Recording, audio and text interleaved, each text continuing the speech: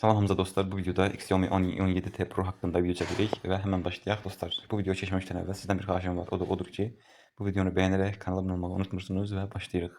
Dostlar, telefon dizaynla başlamaq istəyirəm.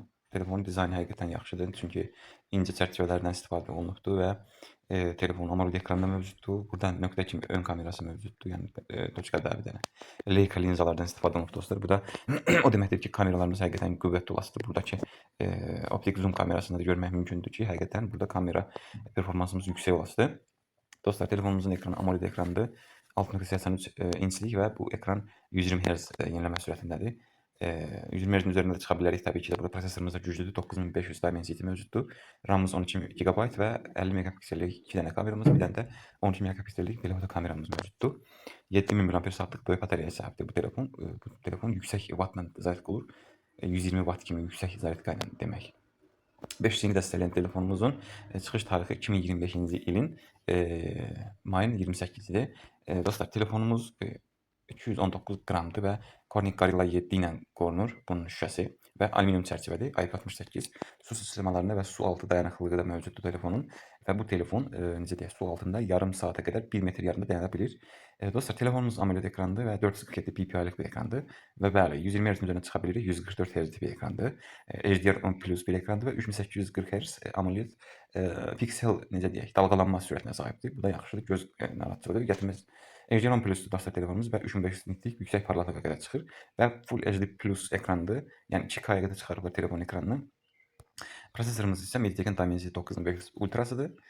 Bu prosesor dostlar, yəni yüksək performanslı nüvələrdən istifadə olunub. Belə 4.21 GHz C1 Ultra, yəni bu yeni nüvədir.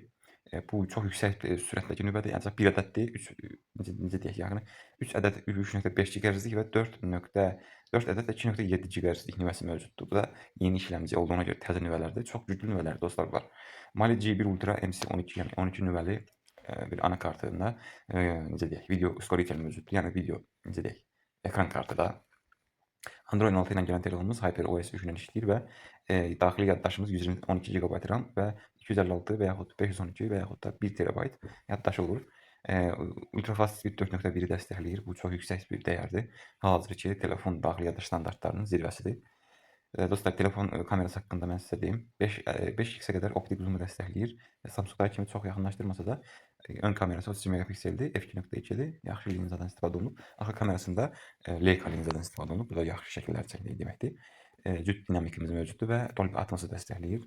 24 bitlik 192 kHz-ə qədər səs təmizliyi mövcuddur və dostlar, telefonun barmaq izi ekran altındadır. Bu da AMOLED ekran olmasından gətirib irəli gəlir. 100 wattlıq zaryadkanı dəstəkləyirik. Bayaq mən 120 demişdim. Və dostlar, telefonun daxilində nələrimiz mövcuddur? Deməli, bir ədəd kablo və necə deyək, SIM kart yuva açmaq üçün bir dəmir, bir dənə ekran qoruyucusu, o da həmçinin telefona yerləşdirilmiş şəkildə gəlir.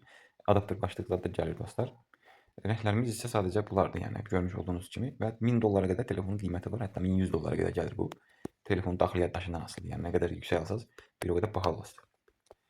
Dostlar, telefondan bu qədər, yəni telefon alınarmı? Alınar, çünki yəni çox güclü bir telefondur, oyun oynamaq üçün də yaxşıdır.